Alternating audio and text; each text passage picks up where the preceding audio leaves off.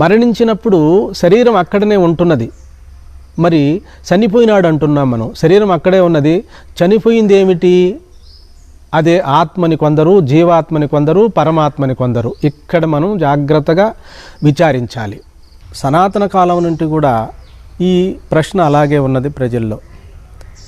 దేహం వేరు, జీవాత్మ వేరు, ఆత్మ వేరు, పరమాత్మ వేరు అన్నటువంటి భావాలు చాలా కాలంగా ప్రశ్నార్థమై ఉన్నవి. సమాజమునందు కొందరు దేహమే ఆత్మని కూడా అనుకుంటున్నారు, ఇది తప్పు కాదు. మరికొందరు దేహం వేరు, ఆత్మ వేరని కొందరు అనుకుంటున్నారు. జీవాత్మ వేరు, పరమాత్మ వేరని మరి కొందరు అనుకుంటున్నారు. మరి వీటికి సరైనటువంటి నిర్వచనం, నిజమైనటువంటి శాస్త్ర ప్రమాణములతో మనం తెలుసుకోవాలి.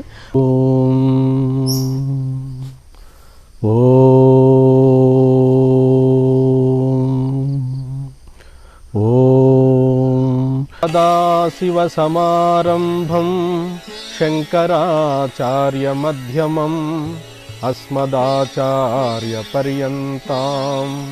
వందే గురుపరంపరం.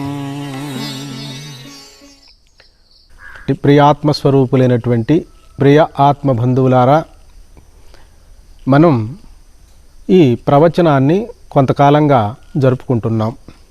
ఇందులో మన ప్రవచనాన్ని వింటున్నటువంటి మన ఆత్మీయులంతా కూడా కామెంట్ రూపంలో మనకు తెలియజేస్తున్నారు. స్వామి, దేహం వేరా, ఆత్మ వేరా, పరమాత్మ వేరా, జీవాత్మ వేరా అని అడుగుతున్నారు. మనం జగద్గురు శ్రీమద్ విరాట్ పోతులూరి వీరబ్రహ్మేంద్ర స్వాములు వారి అనుగ్రహం చేతను, జగద్గురు ఆది శంకరాచార్యులు వారి యొక్క కృపచేతను, జగద్గురు శ్రీకృష్ణ పరమాత్మ యొక్క అనుగ్రహం చేతను మన జగద్గురువులు ప్రబోధించినటువంటి మనము కొంత ప్రవచనాన్ని జరుపుకుందాం. ప్రియ ఆత్మస్వరూపులారా, ఈ ప్రశ్న ఈనాటిది కాదు.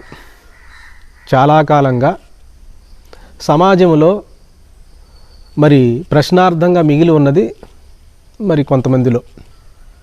అయితే ఏది జీవాత్మ అంటే ఏమిటి, పరమాత్మ అంటే ఏమిటి, ఆత్మ అంటే ఏమిటి అన్నటువంటి విషయాలను మన మహనీయులు చెప్తూనే ఉన్నారు.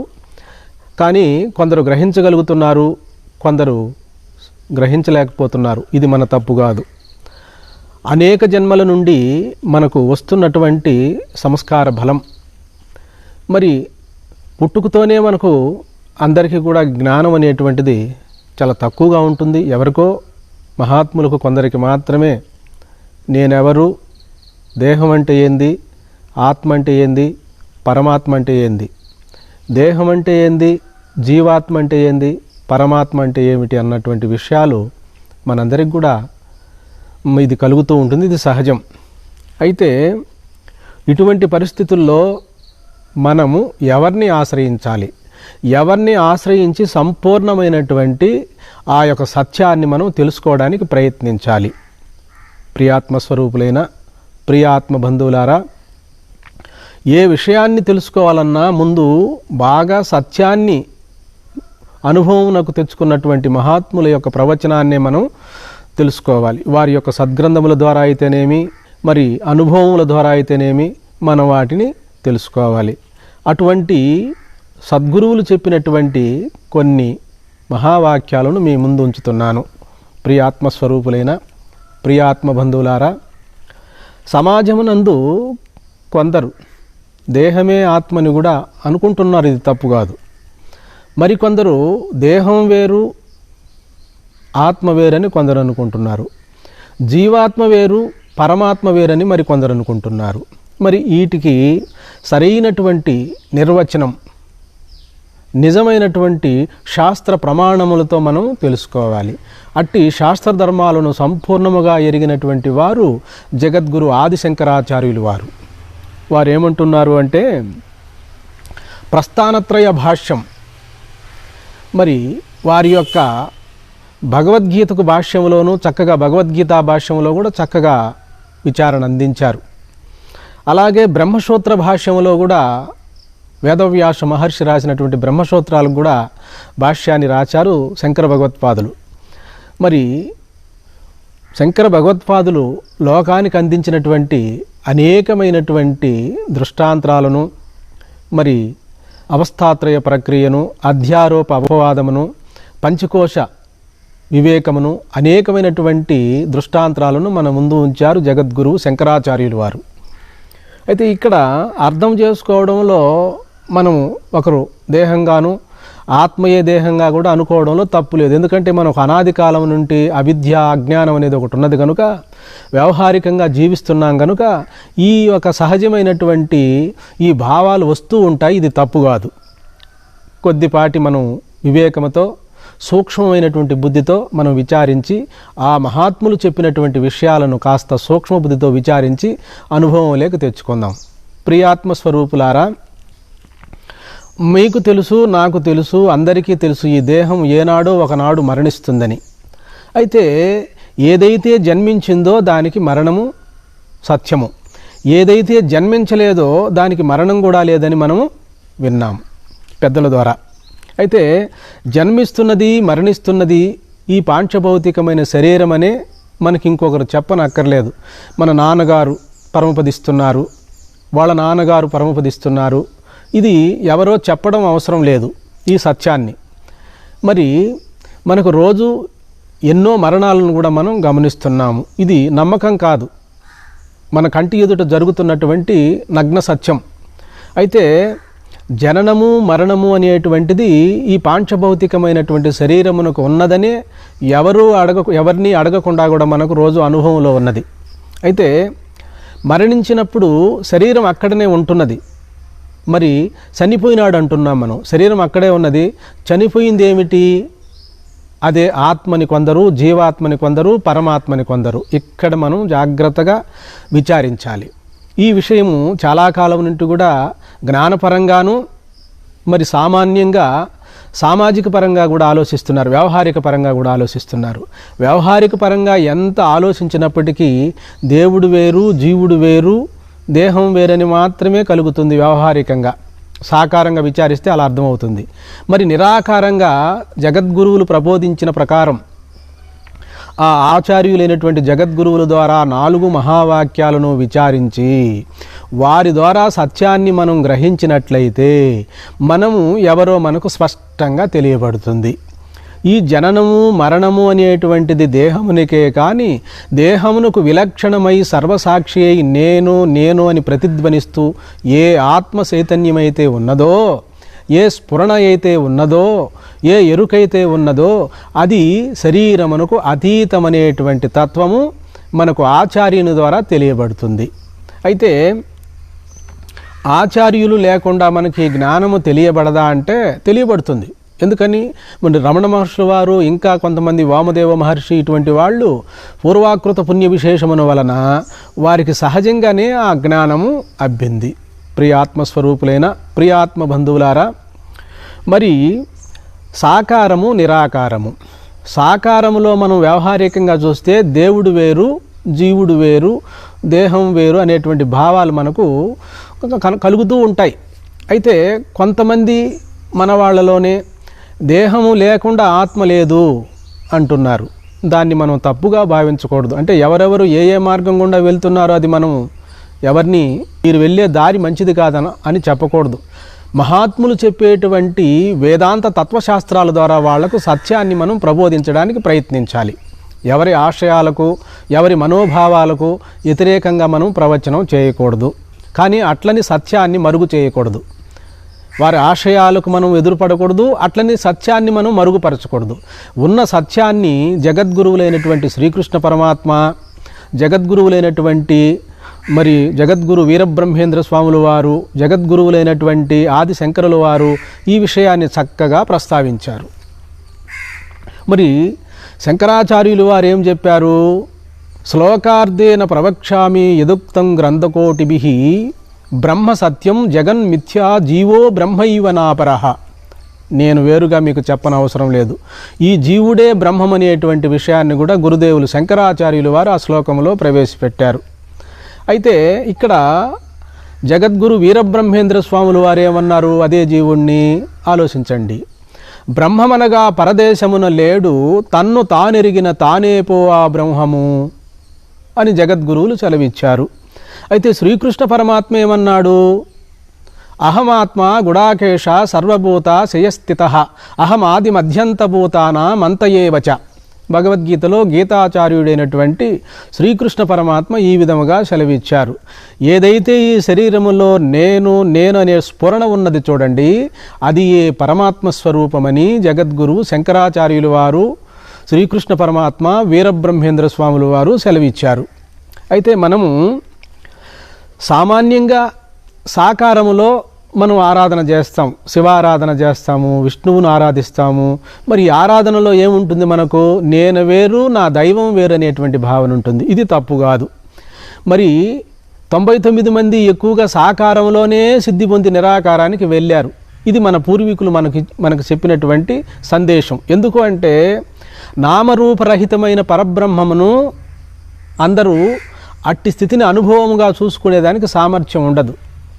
అందుకని మరి ఈ 99 మంది కూడా ఎక్కువగా సాకారములో ఉపాసనా బలముతో సిద్ధి పొంది, మరి అంతఃకరణము సిద్ధి పొందిన తర్వాత అంటే పరిశుభ్రమైన తర్వాత వీళ్లకు జ్ఞానం అనేటువంటిది సహజంగా ఆవిర్భవిస్తుంది. ఏ జ్ఞానం ఆవిర్భవిస్తుంది?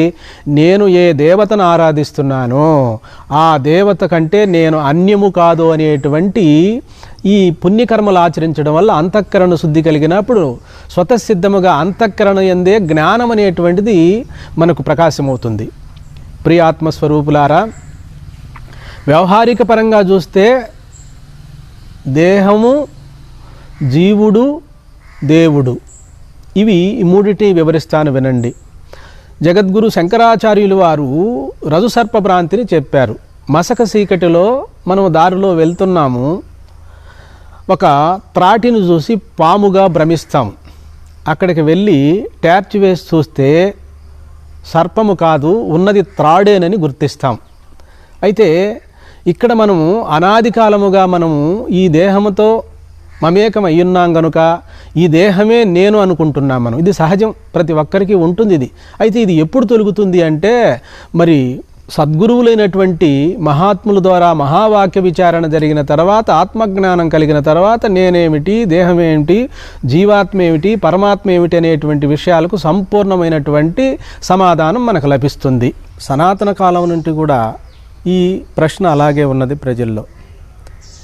దేహం వేరు, జీవాత్మ వేరు, ఆత్మ వేరు, పరమాత్మ వేరు అన్నటువంటి భావాలు చాలా కాలంగా ప్రశ్నార్థమై ఉన్నవి. జగద్గురువులు సెలవిచ్చేది ఏమిటి అంటే సాకార రూపంగాను భక్తి రూపంగాను చూసినప్పుడు నేను వేరు, నేను ఆరాధన చేసే ఈశ్వర తత్వం, ఈశ్వరుడు వేరు అన్నటువంటి అభిప్రాయము మనందరికీ కలుగుతూ ఉంటుంది.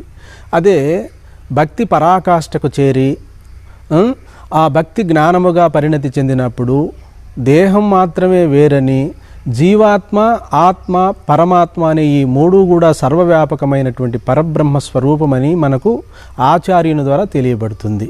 ఓ ప్రియాత్మ స్వరూపులారా, మసక చీకటి యందు మనము త్రాటిని చూసి పాముగా భ్రమిస్తాం, అంటే సర్పముగా భ్రమిస్తాం. అయితే అక్కడికి వెళ్ళి టార్చ్ వేసి చూసినప్పుడు ఉన్నది త్రాడేనని, మనకు కలిగింది అజ్ఞానం వల్ల పాముగా మనము సర్పముగా గ్రహించామే కానీ వాస్తవంగా అక్కడికి వెళ్ళి చూస్తే మనం చూడక పూర్వము చూసిన తర్వాత కూడా ఉన్నది త్రాడేనని మనకు యథార్థమవుతుంది. అదేవిధంగా సాకార పరంగా మనం చూసినట్లయితే దేహం వేరు, జీవుడు వేరు, ఆత్మ వేరు, పరమాత్మ వేరు అన్న భావాలు మనకు సహజంగా కలుగుతూ ఉంటాయి. ఎక్కడి నుండి కలుగుతూ ఉంటాయి? సాకార ఉపాసనలో ఇది కలుగుతూ ఉంటుంది. ఎందుకని? అలాగైతేనే నేనే దైవం అయితే ఆరాధన లేదు ఇంకా. ఎందుకని బాగా సూక్ష్మంగా మనం ఆలోచిద్దాం. నేనే దైవస్వరూపం అనేది జ్ఞాన విషయంలో, అది జ్ఞాన మార్గం, తర్వాత విచారిద్దాం దాన్ని. ఇక్కడ మనకు కావాల్సింది జీవాత్మ, ఆత్మ, పరమాత్మ. దేని చేత జీవాత్మ అయింది, దేని చేత ఆత్మ అయింది, ఏ విధంగా పరమాత్మ అయింది, ఈ విషయాలు మనకు తెలిసినంత మనం ప్రవచనం చేసుకుందాం. ప్రియాత్మస్వరూపులైన ఓ ఆత్మస్వరూపులారా, అక్కడ త్రాటిని చూసినప్పుడు భ్రాంతిపడి మనము సర్పమని ఎలా భ్రమించామో అదేవిధంగా ఇక్కడ మనము ఆచార్యుని ద్వారా జ్ఞానం అనేటువంటి విజ్ఞానాన్ని మనం సంపాదించినప్పుడు మనలో ఉన్నటువంటిది ఈ జీవుడుగా వ్యవహరిస్తూ ఉన్నది కూడా ఆ పరబ్రహ్మమున కంటే అన్యము కాదు. ఇక్కడ ఆత్మగా మనం అనుకుంటున్నది కూడా ఆ సర్వవ్యాపకమైనటువంటి బ్రహ్మము కన్నా వేరు కాదు. మరి మనం ఇలా సాకారంలో ఈ విధముగా మనకు అనుభూతి కలుగుతూ ఉంటుంది. దేవుడు వేరు, నేను వేరు అని. ఇది సహజం. అయితే విచారించి చూస్తే ఈ జీవుడు ఆత్మ పరమాత్మ వేరు కాదు. ఒకే యజమాని ఇంట్లో మరి పిల్లలకు నాన్నగాను, భార్యకు భర్తగాను, తల్లికి కుమారుడుగాను వ్యవహరిస్తున్నారంటారు శంకర భగవత్పాదులు. కాబట్టి పిల్లలకు వేరుగాను, తన యొక్క పత్నికి భార్యకు వేరుగాను, తల్లికి వేరుగా ఎట్లయితే యజమాని లేడో అదే విధముగా సర్వవ్యాపకమైన నిరాకారమైన పరబ్రహ్మము మరి ఈ ఉపాధిలో వ్యక్తమైనప్పుడు అదే జీవాత్మ అనుకున్నాం మనం. మరి ఆ జీవాత్మనే బాగా జ్ఞాన మార్గములో విచారించినప్పుడు, మరి సద్గురువుల ద్వారా విచారించినప్పుడు ఇంతకుముందు జీవాత్మగా మనం భావించాం కదా, మసక చీకటిలో త్రాటిని పాముగా భ్రమించాం కదా. మరి టార్చి వలన ఎలాగైతే మనకు తెలియబడినదో ఇక్కడ టార్చి ఏమిటి? గురూపదేశం, గురు ప్రబోధం వలన ఈ జీవుణ్ణి అజ్ఞానం అంటే ఈ జీవుణ్ణి మనము కేవలము శరీరముతో పోల్చుకున్నాం. శరీరముతో కలిసి నేను జీవుడు అనుకుంటున్నాం, దేహమే నేను, నేనే దేహం అనుకుంటున్నాం. ఇది సహజం. విచారించి ఆ మసక చీకటిలో త్రాటిని మనము చూసి పాముగా భ్రమించినప్పుడు టార్చ్ వేస్తే ఎట్లా మనకు అర్థమయ్యేది మరి సర్పము కాదు ఉన్నది త్రాడేనని మనకు ఎట్లయితే బహిర్గతం అయినదో అదేవిధంగా సద్గురువు ద్వారా బ్రహ్మ విచారణ చేయగలిగినప్పుడు ఈ మూడవస్థల యందు జీవుడుగాను ఆత్మగాను పరమాత్మగా ఉన్నది ఒక శుద్ధ నిర్గుణ పరబ్రహ్మతత్వం అని మనకు బహిర్గతమవుతుంది. ప్రియాత్మ స్వరూపులారా, ఇది మరి ఈ తత్వాన్ని మనం గుర్తు చేసుకోవాలి. దేహం ఉంటేనే ఆత్మ ఉన్నది, దేహం లేకపోతే ఆత్మ లేదని కొంతమంది అభిప్రాయపడుతున్నారు. ఇది తప్పు కాదు. మరి బల్బు ఉంటేనే కరెంటు ఉంది, బల్బు లేకపోతే కరెంటు లేదని కూడా అభిప్రాయపడుతున్నారు. ఇక్కడ మనం కాస్త విచారిద్దాం. విద్యుత్తు తీగిలో ఉంది, అది బహిర్గతం కావాలి అంటే ఒక ఉపాధిని ఆశ్రయించింది, ఒక ఉపాధి, ఒక మేటర్ కావాలి అక్కడ. అయితే బల్బు కరెంటు మీద ఆధారపడిందా, కరెంటు బల్బు మీద ఆధారపడిందా, ఆత్మ దేహం మీద ఆధారపడిందా, దేహం ఆత్మ మీద ఆధారపడిందా? ఈ విషయాన్ని మనం కూలాంకుషంగా చర్చిద్దాం. ఇక్కడ బలుపు లేనంత మాత్రాన విద్యుత్తు తీగిలో కరెంటు లేదని మాత్రం మనం అనుకోరాదు. మీ అందరికీ ఇది అనుభవ వేద్యమే, నేను వేరుగా చెప్పనవసరం లేదు. అలాగే ఈ శరీరం లేకపోతే ఆత్మ వ్యక్తం కాదేమో, శరీరముతో కలిసి మాత్రమే వ్యక్తమవుతుందని మనందరూ అభిప్రాయపడుతున్నాం. మనమందరం అలా అనుకుంటున్నాం. ఇది తప్పు కాదు. ప్రియాత్మ స్వరూపులారా, ఇక్కడ దేహము పుట్టక పూర్వము, దేహము మరణించిన తర్వాత కూడా శుద్ధ చైతన్య నిర్గుణ పరబ్రహ్మ మాత్రమే ఉందని జగద్గురువులు సెలవిస్తున్నారు.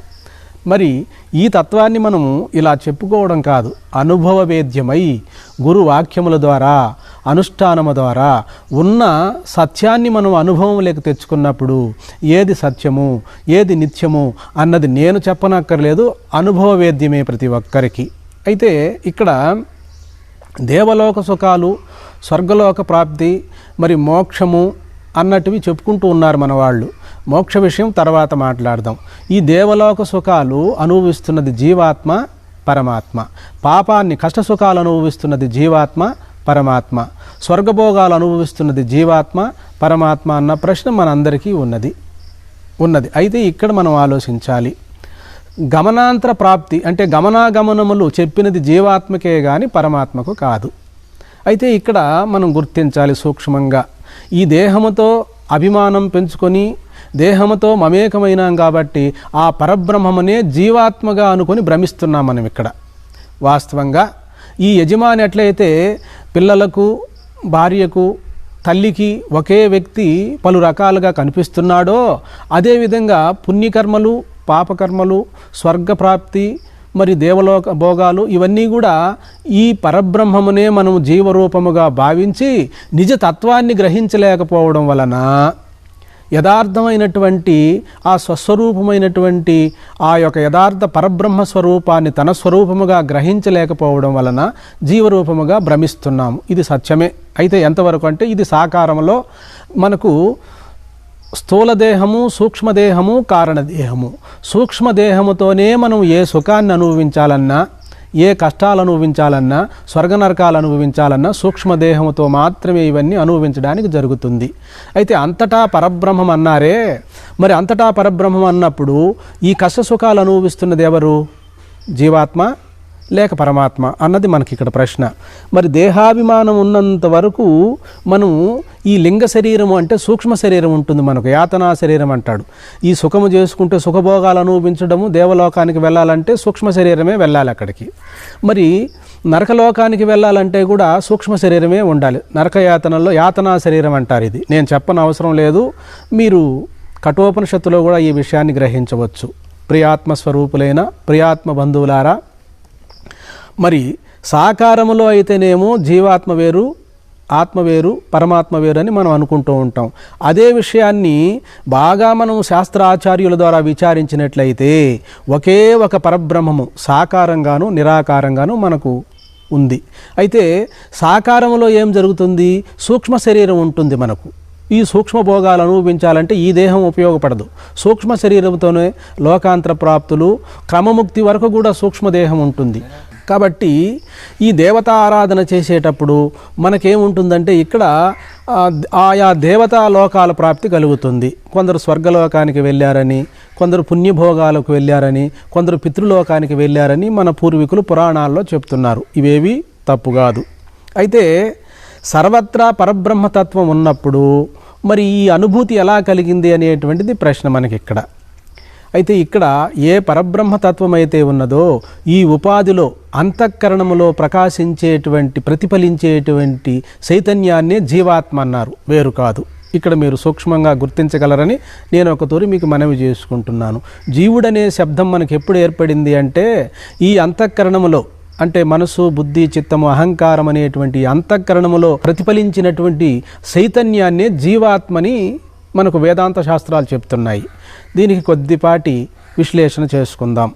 ఇప్పుడు ఆకాశము సర్వవ్యాపకము, అది ఒక చోట రూపము లేదు.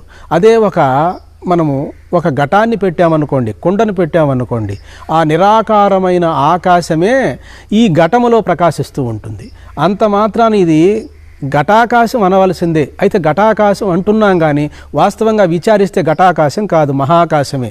అలాగే సర్వవ్యాపకమైనటువంటి పరబ్రహ్మము ఈ మానవ శరీరములో బుద్ధిలో ప్రకాశించడం వల్ల, ఆత్మలో ప్రకాశించడం వల్ల ఈ అంతఃకరణములో ప్రకాశించేటువంటి సిదాభాసుణ్ణే జీవుడని చెప్పబడింది. ఎప్పుడైతే సద్గురువుల ద్వారా ఈ అంతఃకరణములో ప్రతిఫలించేటువంటి చైతన్యమును పరబ్రహ్మముగా మనం గుర్తించగలమో అప్పుడు అనుభవం అనేటువంటిది ఇక అక్కడ ఏముంటుంది అంటే పరబ్రహ్మానుభూతి మాత్రమే ఉంటుంది. ఇక మనకు వేరుగా ఇక్కడ నేను చెప్పని అవసరం లేదు. ఎందుకు అంటే ఇక్కడ సూక్ష్మదేహము అన్నటువంటిది అక్కడ జ్ఞానాగ్నిలో సూక్ష్మదేహం కూడా లేకుండా సర్వము బ్రహ్మమయమైపోతుంది. మళ్ళా జన్మకు మూలహేతువైనటువంటి సూక్ష్మ శరీరం అనేటువంటిది జ్ఞానాగ్ని దగ్ధ కర్మాణం, జ్ఞానం వల్ల నాకు అంతఃకరణము కానీ, బుద్ధి కానీ, మనసు కానీ, చిత్తము కానీ లేదు. అలాగే దేహం కానీ, జీవాత్మ కానీ, ఆత్మ కానీ కాకుండా నేను సర్వవ్యాపకమైన ఏ పరబ్రహ్మతత్వం అయితే ఉన్నదో ఆ పరబ్రహ్మ స్వరూపమే నేనని స్వస్వరూపనుసంధానము చెందినప్పుడు ఇక గమనాగమనములు లేవు. అందుకనే గతి చెప్పదు ఎవరికి? జ్ఞానికి. మరి ఉపాసకులకు చెప్తుంది గమనం ఎక్కడ వరకు? క్రమముక్తి చెప్తుంది. అంటే ఇక్కడ లేని బ్రహ్మాన్ని మరి క్రమంగా వెళ్ళి బ్రహ్మలోకానికి వెళ్ళి బ్రహ్మదేవుని ద్వారా మహావాక్య విచారణ జరుపుకొని అక్కడ నేనే ఆ పరబ్రహ్మమునన్నటువంటి జ్ఞానానుభూతి పొంది అక్కడ ఆ బ్రహ్మదేవుని 1000 మహాయుగాలు గడిచిన వెంటనే ఆ బ్రహ్మముతో పాటు పరబ్రహ్మమునందు లయమైపోవడమే క్రమముక్తి యొక్క పరమార్థం. ఇక ఉపాసకుడికి క్రమముక్తి చెప్పింది, అదే జ్ఞానికి సద్యోముక్తి చెప్పింది. సద్యోముక్తి అనగా మనకు శంకర భగవత్పాదులు చక్కగా సెలవిచ్చారు. గమనాగమనములు ఉన్నది ఓంకార ఉపాసన చేసేటువంటి వారికి. మరి ఉపాసన చేసేటువంటి వారికి గమనాగమనములు ఉన్నవి. అక్కడికి వెళ్ళి కూడా తాను తెలుసుకోవలసినది పరబ్రహ్మస్వరూపమే. మరి ఇక్కడ తెలుసుకోవలసినది ఆచార్యుని ద్వారా 4 మహావాక్యాలను చక్కగా అనుభవంలోకి తెచ్చుకొని బ్రతికి ఉండగానే ఇక్కడే నేను ఆరాధించే దైవం ఎక్కడో కాదు నా స్వస్వరూపమేనని చెప్పి సంపూర్ణమైనటువంటి ఆరూఢ జ్ఞానసిద్ధిని పొందడమే ఇక్కడ ఆరూఢ జ్ఞానసిద్ధి. ఈ జ్ఞానాన్ని సంపూర్ణముగా అపరోక్షానుభూతి పొందినటువంటి వారు లోకాంతర ప్రాప్తులు లేవు. ఏ పరబ్రహ్మమైతే సర్వము వ్యాపించి ఉన్నదో ఈ శరీరము రాకపూర్వము శరీరములో ఉన్నప్పుడే కూడా సత్యాన్ని గుర్తించారు కాబట్టి ఇక్కడే ఈ శరీరమునందే ఇక్కడే ఆయనకు ముక్తి లభిస్తుంది అని చెప్పి శంకర భగవత్పాదులు సెలవిచ్చారు. హరి ఓం. మీకు మా వీడియోస్ నచ్చినట్లయితే తప్పకుండా లైక్ చేయండి మరియు షేర్ చేయండి. మేము పెట్టే మరిన్ని వీడియోస్ ముందుగా మీరు చూడాలనుకుంటే పక్కనే ఉన్న రెడ్ కలర్ సబ్స్క్రైబ్ బటన్ని ప్రెస్ చేయండి. ధన్యవాదాలు.